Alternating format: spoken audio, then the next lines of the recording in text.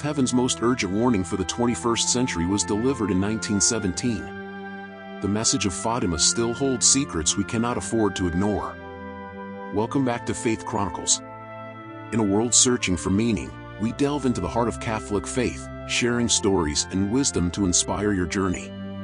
Let's explore today's topic together.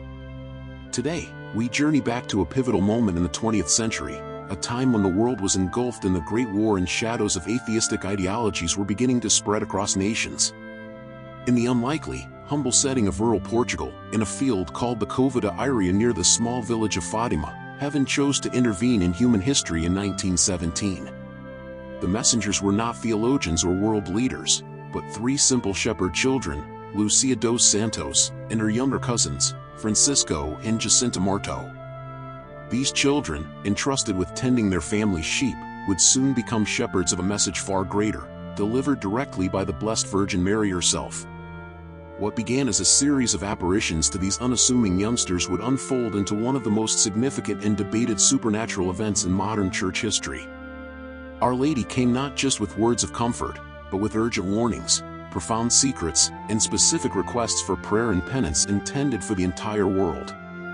Over a century later, as we navigate our own era of global uncertainty, conflict, and spiritual confusion, the question arises, have we truly grasped the depth of Fatima's message? Do the warnings issued then speak directly to the crises we face now? Join us as we explore the incredible story of Fatima, the apparitions, the secrets revealed, the stunning public miracle that silenced doubters, and the enduring call from heaven that continues to echo with profound relevance today. The extraordinary events of Fatima did not begin with Our Lady herself, but with a heavenly preparation. In 1916, the year before the Blessed Virgin Mary appeared, the three shepherd children received three separate angelic visitations.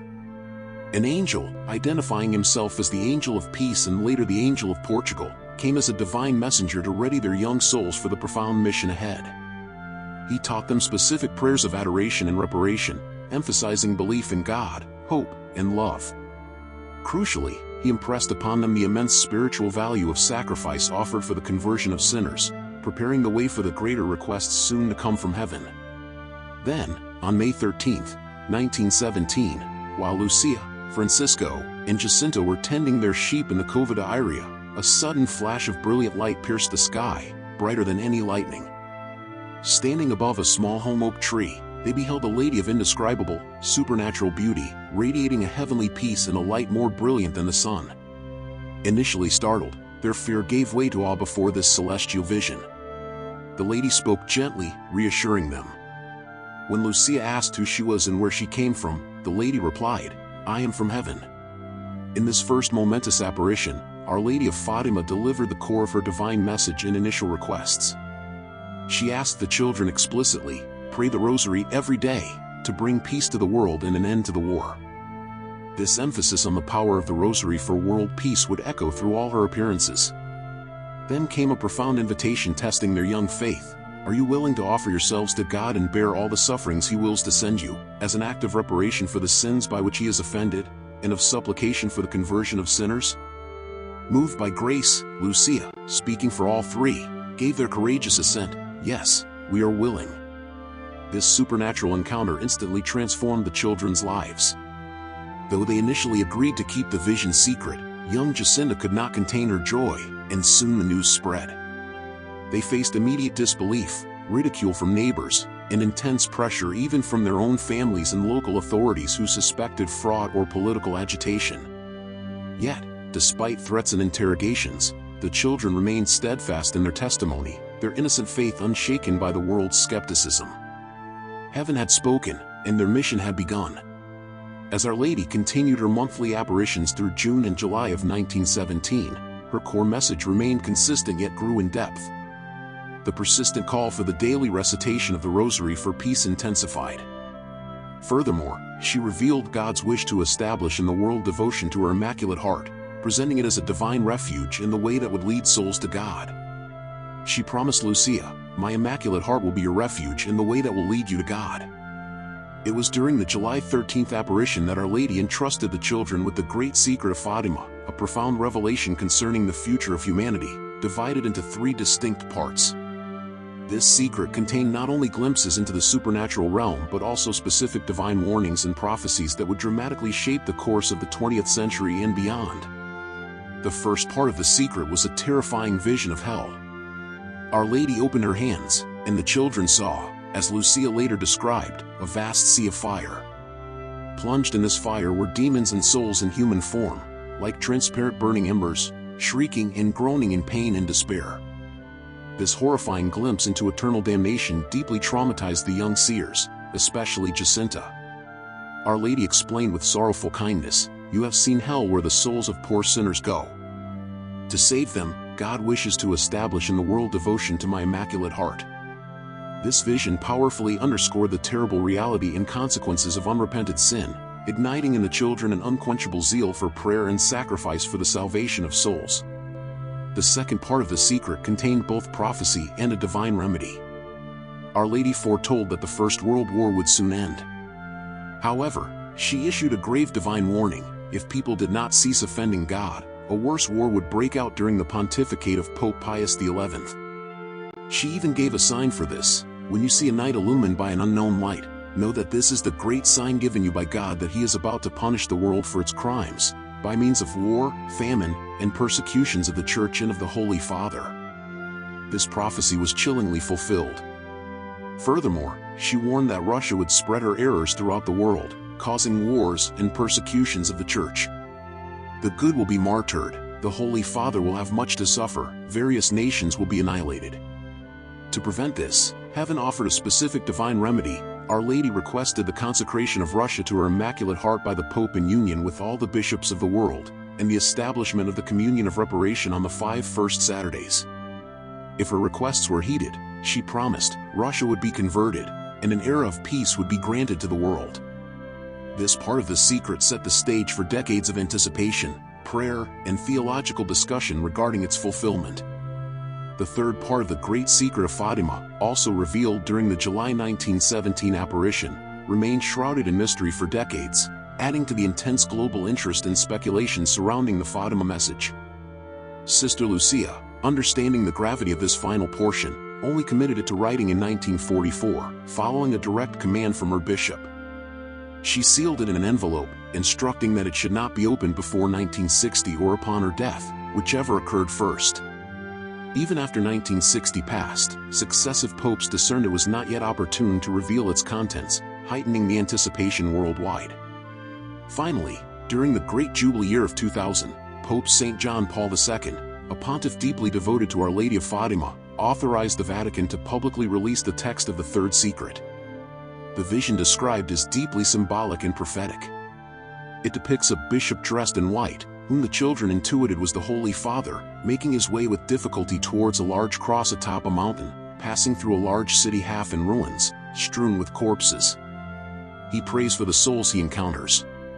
At the mountain's summit, he kneels at the foot of the cross and is killed by soldiers firing bullets and arrows. Similarly, bishops, priests, religious men and women, and various lay people are killed as they ascend.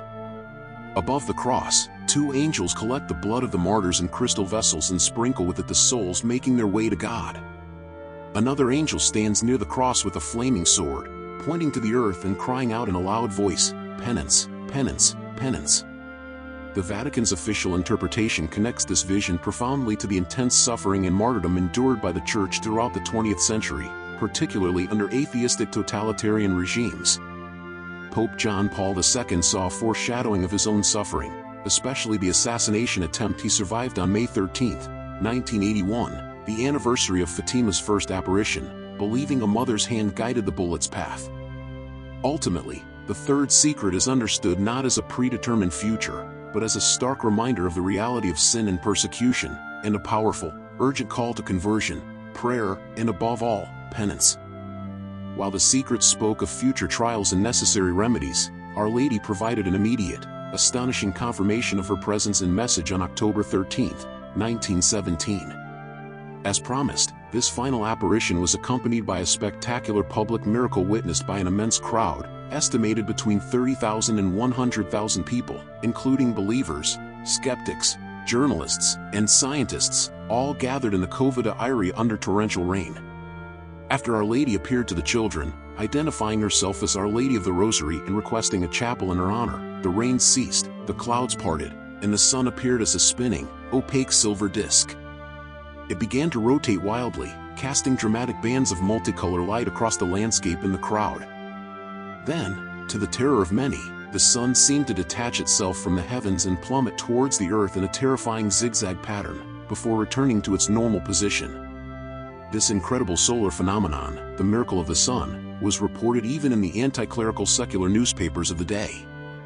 It served as an undeniable, supernatural sign, a divine confirmation validating the authenticity of the apparitions and the profound importance of the Fatima message for the entire world.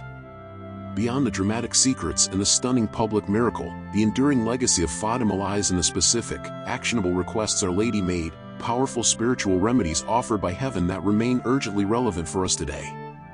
These are not mere historical footnotes, they are a continuing divine invitation, a clear pathway offered for personal holiness and world peace. Central to this is the specific devotion revealed later to Sister Lucia in 1925, directly requested by heaven to complete the Fatima message, the practice of the 5 first Saturdays of reparation. Our Lady promised extraordinary graces, particularly assistance at the hour of death, to those who, on the first Saturday of 5 consecutive months, fulfill these conditions with the intention of making reparation to her Immaculate Heart, go to confession, receive Holy Communion, recite 5 decades of the Rosary, and keep her company for 15 minutes while meditating on the 15 mysteries of the Rosary. This devotion is a profound act of love, a direct response to heaven's call for reparation against the blasphemies and offenses wounding the Immaculate Heart of Mary. Furthermore, Fatima reaffirms with celestial authority the immense power vested in the Holy Rosary. Our Lady of the Rosary, as she identified herself, persistently asked for its daily recitation in every apparition. This is not simply a pious suggestion, it is presented as a crucial spiritual weapon against evil, a source of grace, and a vital tool for obtaining peace in the world, peace in families, and personal conversion. Countless popes and saints have echoed this call, recognizing the Rosary as a powerful prayer that connects us deeply to the lives of Jesus and Mary. Another cornerstone of the Fatima message is the call for consecration to the Immaculate Heart of Mary. While the specific request involved the Pope consecrating Russia in union with the world's bishops, an act fulfilled, according to Sister Lucia herself, by Pope St. John Paul II in 1984, and renewed by Pope Francis concerning Russia and Ukraine in 2022, the principle extends to all. Consecrating ourselves, our families, and our nations to Mary's Immaculate Heart means consciously entrusting ourselves to her maternal protection, guidance, and intercession. It signifies a desire to belong entirely to her, so she can form us more perfectly into the image of her Son, Jesus Christ. Ultimately, all these elements, the secrets, the miracle, the specific devotions, converge on one timeless, essential message, an urgent, maternal plea from the Queen of Heaven for humanity's return to God. Fatima is a call to profound personal conversion of heart, sincere penance for our sins and the sins of the world, dedicated prayer, especially the Rosary, and acts of reparation. In a world still grappling with conflict, moral confusion, widespread indifference to faith, and the consequences of sin, the path offered at Fatima, turning back to God through the Immaculate Heart of Mary, is not just relevant, it is a vital lifeline, a divine prescription for peace and salvation offered for our critical times. So, as we reflect on the incredible events and profound messages given at Fatima over a century ago, we are left not with a sense of dread, but with a powerful testament to God's enduring mercy and a clear blueprint for hope. Yes, Our Lady brought warnings, born from a loving mother's concern over the dangers facing her children due to sin. But overshadowing the warnings is the luminous promise, the ultimate assurance given directly by the Queen of Heaven: in the end, my Immaculate Heart will triumph. That promise echoes with particular power today. In a world marked by division, conflict, confusion, and a growing forgetfulness of God, the requests Our Lady made at Fatima are not relics of the past. They are heaven's urgent prescription for the present moment. The call to prayer, especially the daily Rosary, the call to penance and conversion of life, the call to reparation through devotion to the Immaculate Heart of Mary, these constitute a divine strategy for peace, offered for our times. Let us embrace these heavenly remedies not as burdens, but as gifts. Let us turn to Our Lady of Fatima, Our Lady of the Rosary, trusting in her maternal intercession and the guaranteed victory of her Immaculate Heart. If this exploration of Fatima's vital message resonated with you, please give this video a like. Share it with family and friends who might find hope and guidance in Our Lady's words. We invite you to share your own thoughts or experiences with the Fatima message in the comments below. We love hearing from our Faith Chronicles community. And if you haven't already, please subscribe and click the notification bell so you don't miss our future journeys into the heart of Catholic faith and wisdom. Thank you for watching, and may God bless you.